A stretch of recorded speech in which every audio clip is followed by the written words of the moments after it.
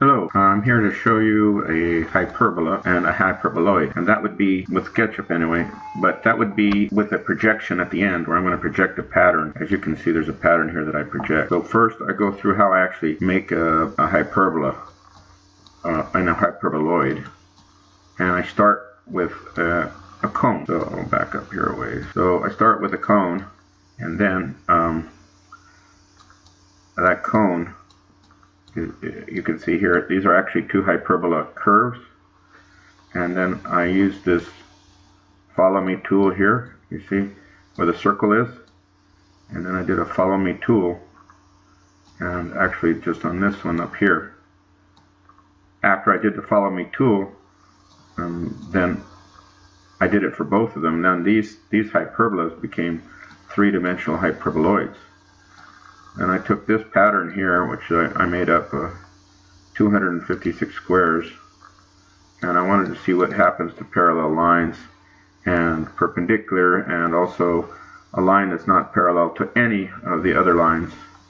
So here I took, you can see purple on, and this is parallel with this purple and parallel here.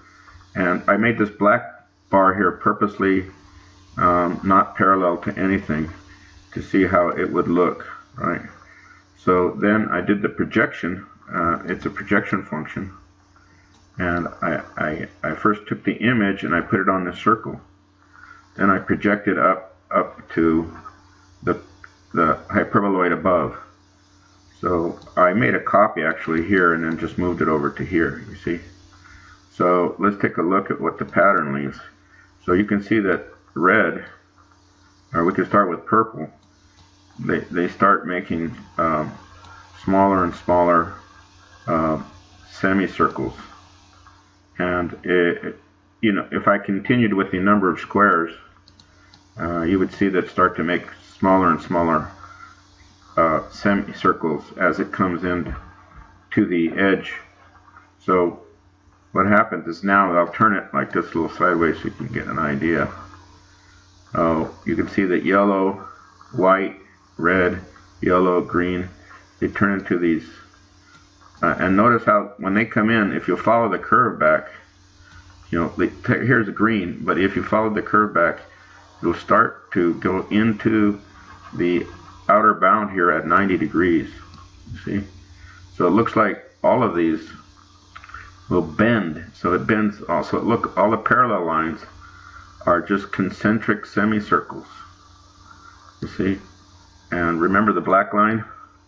That too turns into an arch. See it?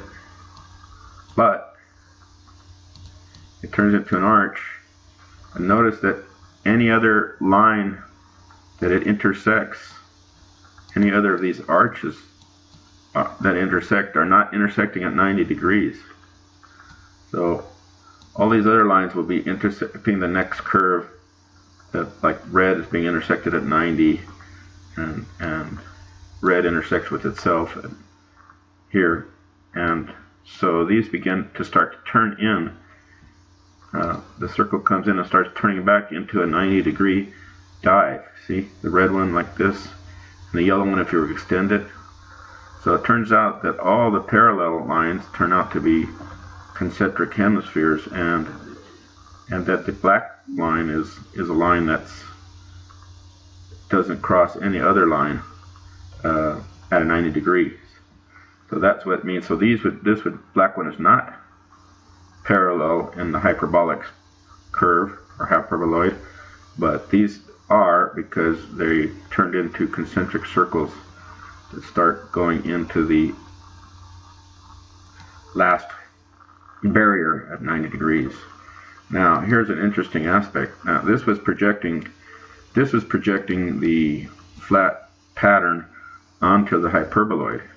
What if I take the hyperboloid pattern and project it back on to this flat two-dimensional? What if I take the 3 and push it back? Well, we would hope that these curves, right, would create back this flat screen with everything in place. Now watch, I'll show you how that works. So here's the one that I made a copy of so that I have a little more room. Okay, now what I'll do now is take a look at the top view. So let's take a look at the top view. Actually, I could put the camera on a perspective here. It's called perspective, so it kind of gives it a little more detail. But anyway, I'll take a look at this thing now. So if I'm turning it up, let me zoom in. Now watch what happens to these curves as I do a flat projection again. And all I'm doing is looking straight up at it. Alright? So, let me move it right in front of your eyeball. When you move it right in front of the eyeball, it will tend to, look, it goes back, starts to go back exactly what it would look like. I'm going to put it in the parallel view so that parallel lines, in a parallel projection, I don't worry about the parallel lines looking like they're connecting way down at infinity.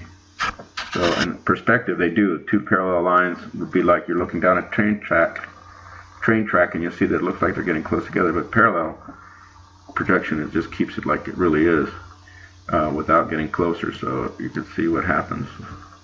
I get exactly, that's my projection back from the hyperboloid back on. And remember, this is, I haven't done anything but look from the top. Watch, I'll start to turn it and it'll go back to bent curves. Look,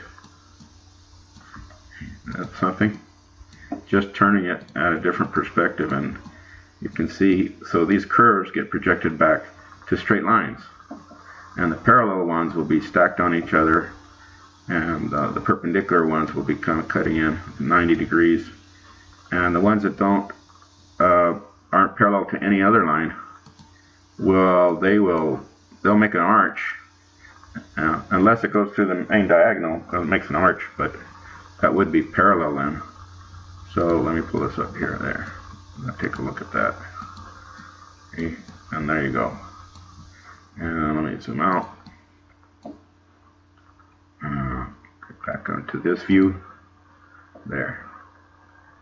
And so that's how you would go about seeing what it's like to go from, just by changing the perspective. A straight on projection would project back these curves to straight lines, and this disc projected onto the curve forms this pattern. Okay, that look was kind of interesting. All right, thanks.